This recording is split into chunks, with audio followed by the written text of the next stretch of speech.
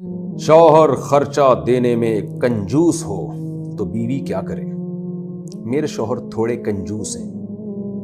وہ دواخانے کا خرچ بھی نہیں دینا چاہتے اور کپڑے وغیرہ بنانے میں بھی کنجوسی کرتے ہیں، یا اگر خرچ دے بھی دیں تو 1 مہینہ ناراض رہتے ہیں۔ اس کا حل بتا دیں۔ انہوں نے تو اپنا نام بھی بتایا ہوا ہے، حالانکہ ایسی چیزوں میں نام نہیں شو کرنا چاہیے، میاں سمجھ جائیں گے بھائی میری بیگم میرے بارے میں پوچھ رہی ہے، اس کا مطلب میری پینٹ سے جو پیسے غائب ہوتے ہیں وہ یہی کرتی تھی غائب۔ بہرحال مہاراشٹر سے کسی خاتون نے پوچھا، میں ان کا نام شو نہیں کر رہا۔ دیکھیے، شوہر اگر کنجوس ہے تو پہلی بات تو یہ کہ کنجوس ہے بھی کہ نہیں ہے، اس میں آپ اپنی رائے کا اعتبار نہ کریں، بلکہ آپ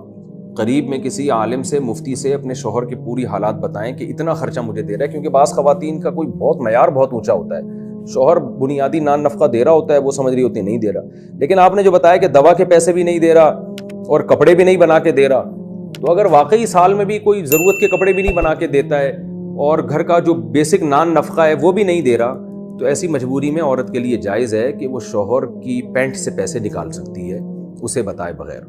ہمارے پاس اس کی مثال ملتی ہے حضرت ہندہ رضی اللہ تعالیٰ عنہ کی، ان کے شوہر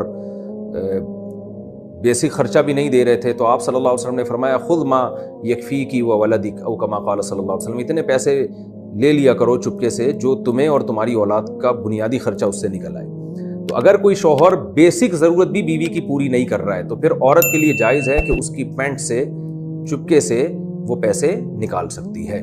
میں کوئٹہ میں تھا تو یہ مسئلہ کسی نے مجھ سے پوچھا، تو میں نے کہا کہ عورت کے لیے جائز ہے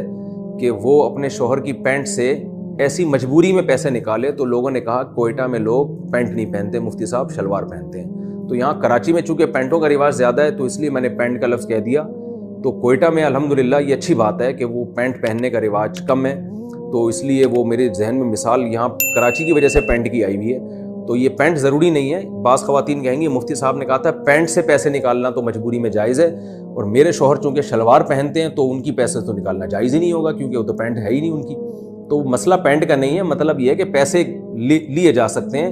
لیکن اس میں اللہ کا خوف کرنا چاہیے خواتین کو، ایسا نہ ہو کہ عیاشی کے لیے پیسے لینا شروع کر دیں اور لیبل یہ لگائیں کہ ہم ضرورت کے پیسے لے رہے ہیں، کیونکہ شوہر عورت پر جو شوہر کا بہت بڑا حق ہے، اس حق میں یہ ہے کہ عورت شوہر کے مال کی محافظ ہوتی ہے، چور نہیں ہوتی۔ عورت کو تو چاہیے شوہر کے مال کی حفاظت کرے وہ،